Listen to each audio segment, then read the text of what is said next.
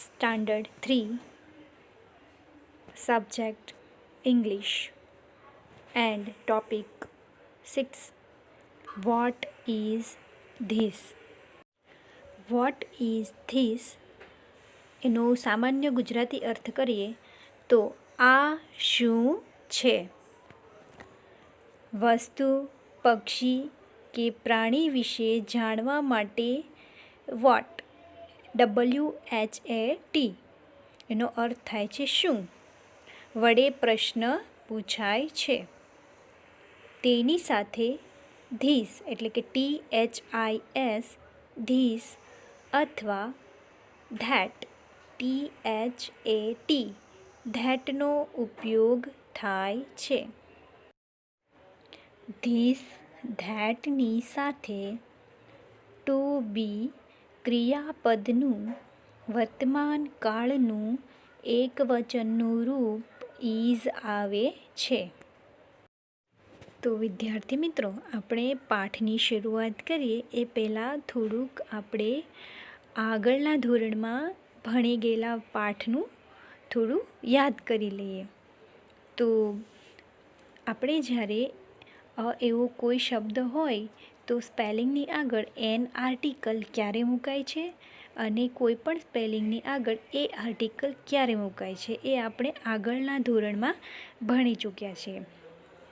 તો હવે આપણે જોઈએ કે કોઈ પણ આપેલું સ્પેલિંગ હોય તો તેનો પહેલો મૂળાક્ષર જો સ્વર હોય તો આપણે એન આર્ટિકલનો ઉપયોગ કરીશું અને જો આપેલા સ્પેલિંગનો પહેલો મૂળાક્ષર વ્યંજન હોય તો એના આગળ આપણે એ આર્ટિકલ મૂકીશું.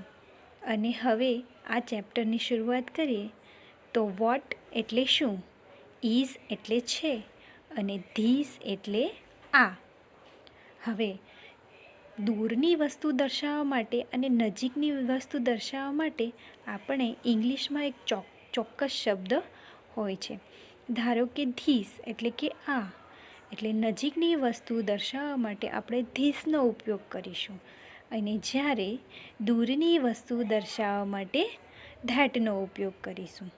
તો આપણે પાઠની શરૂઆત કરીએ તો સૌથી પહેલાં આપણને હાથીનું ચિત્ર આપ્યું છે.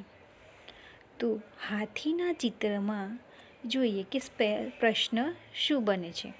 તો હાથી આપણાથી નજીક છે એટલે એના માટે બોલીશું વોટ ઇઝ ધીસ એટલે કે આ શું છે. અને એનું ઇંગ્લિશ થશે, એનો જવાબ આવશે કે આ હાથી છે. તો ધીસ ઇઝ એન એલિફન્ટ કે એલિફન્ટની આગળ એન આર્ટિકલ લાગશે કારણ કે એલિફન્ટનો પહેલો મૂળાક્ષર જે છે એ શું છે, વ્યંજન છે, સ્વર છે. તો આપણે આ સ્વર છે તો એન આર્ટિકલ લાગશે. હવે જોઈએ આગળ બીજું ચિત્ર જે છે એ પક્ષીનું છે. પક્ષી પણ આપણાથી નજીક છે તો આપણે ધીસનો ઉપયોગ કરીશું અને પ્રશ્ન બનાવીએ વોટ ઇઝ ધીસ. તો એનું શું થશે, આ શું છે. હવે જે પક્ષી આપણાથી નજીક છે એટલે આપણે વાક્યનો જવાબ આપીશું this is A bird. Bird જે સ્પેલિંગ છે BIRD. તો બર્ડનો પહેલો મૂળાક્ષર બી છે તો બી જે છે એ વ્યંજન છે એટલે એના આગળ એ આર્ટિકલ આવશે. તો બોલીએ ધીસ ઇઝ એ બર્ડ એટલે કે આ પક્ષી છે. હવે આગળ જોઈએ સફરજનનું ચિત્ર આપ્યું છે. તો સફરજનનું ચિત્ર થોડું દૂર છે એટલે દૂરની વસ્તુ દર્શાવવા માટે આપણે ધેટનો ઉપયોગ કરીશું. તો પેલું શું છે, તો ધેટ માટે પહેલું. તો પ્રશ્ન બનાવીએ વોટ ઇઝ ધેટ. પેલું શું છે. તો એનો જવાબ આપતા બોલીશું ધેટ ઇઝ એન એપલ. એપલનો પહેલો મૂળાક્ષર સ્વર છે, આર્ટિકલ કયો આવશે, an. That is an apple. એનો જવાબ થશે પેલું સફરજન છે. હવે જોઈએ આગળ.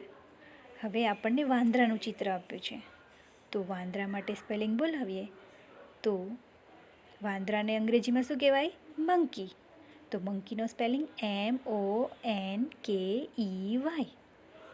હવે પ્રશ્ન બનાવીએ. જે આપણાથી વાંદરું દૂર છે એટલે ધેટનો ઉપયોગ કરવાનો છે. તો વોટ ઇઝ ધેટ? તો જવાબ શું આવશે? પેલું શું છે? તો પેલો વાંદરો છે. તો શું આવશે? That is a monkey. મંકીનો પહેલો આર્ટિકલ એ આવશે, કારણ કે મંકીમાં પહેલો મૂળાક્ષર જે છે એ વ્યંજન છે. આર્ટિકલ એ લાગશે. તો વાક્ય બનશે ધેટ ઇઝ એ મંકી, એટલે કે પેલો વાંદરો છે. જોઈએ કે વસ્તુ, પક્ષી કે પ્રાણી વિશે જાણવા માટે વોટ વડે પ્રશ્ન પૂછાય છે, પણ તેની સાથે જે ધીસ ધેટનો પણ ઉપયોગ થઈ શકે છે. બરાબર? એટલે અમુક વખતે વોટની જગ્યાએ ધીસ અને ધેટ વાપરી શકાય છે અને પ્રશ્ન બનાવી શકાય છે. સૂચના વાંચીએ. પ્રશ્નાર્થ વાક્ય અને યસ નોમાં ઉત્તર. હવે આમાં પ્રશ્નાર્થ વાક્ય જે છે એ બનાવવાનું છે અને એનો ઉત્તર યસ ઓર નોમાં લખવાનો છે. તો જોઈએ. પહેલાં તો આ ચિત્ર આપણને પુસ્તકનું આપ્યું છે. તો પુસ્તકને ઇંગ્લિશમાં બુક કહેવામાં આવે છે અને બુકનો સ્પેલિંગ છે BOOK. હવે આગળ આપણે વાંચ્યું કે વોટની જગ્યાએ ધીસ ધેટનો ઉપયોગ થઈ શકે છે. તો હવે ક્વેશ્ચન વાંચીએ. શું આ પુસ્તક છે? આપણે જોયું આ પુસ્તક ચિત્રમાં દેખાય છે, એટલે આપણે પૂછીશું કે શું આ પુસ્તક છે? તો એનો ઇંગ્લિશમાં લખી શકાય ઇઝ ધીસ એ પુસ્તક. આ માટે ધીસનો ઉપયોગ, પુસ્તક માટે book. Is this A book? શું આ બુક છે? આન્સર્સ આવશે હા, આ બુક છે. તો લખી શકાય yes this is A book. હા, આ પુસ્તક છે. હવે આને આપણે બીજી રીતે પણ જવાબમાં લખી શકાય યસ ઇટ ઇઝ. હા, તે પુસ્તક છે. હવે જોઈએ આગળ. બીજું ચિત્ર આપ્યું છે એ કેળાનું છે. બરાબર? તો એનો પ્રશ્ન એવો બનાવ્યો છે, શું પેલું સફરજન છે? તો આપણને ચિત્રમાં કેળું દેખાય છે, પણ અહીંયા પ્રશ્ન શું પૂછ્યો છે? સફરજન છે કે નથી? તો આપણે શું જવાબ આપવાનો છે? યસ ઓર નોમાં ઉત્તર આપવાનો છે. તો આપણને આ કેળું દેખાય છે, સફરજન દેખાતું નથી.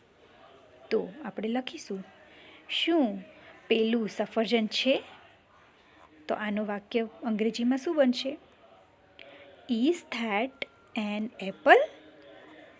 Is that an apple? તો આપણને એપલ દેખાતું નથી. તો પ્રશ્નનો ઉત્તર શું આવશે? નોમાં આવશે. નો, ના, પેલું સફરજન નથી.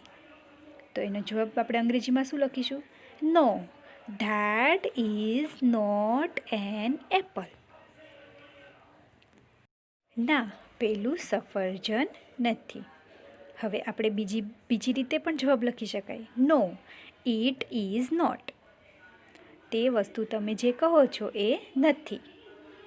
અને ઇટ ઇઝ નોટ એનું ટૂંકું રૂપ આપણે કહીએ તો is not, isn't. It isn't એ એનું ટૂંકું રૂપ છે. તો આપણે એ પણ જવાબ લખી શકાય no, it isn't. No, it isn't ટૂંકું રૂપમાં પણ આપણે જવાબ આપી શકાય.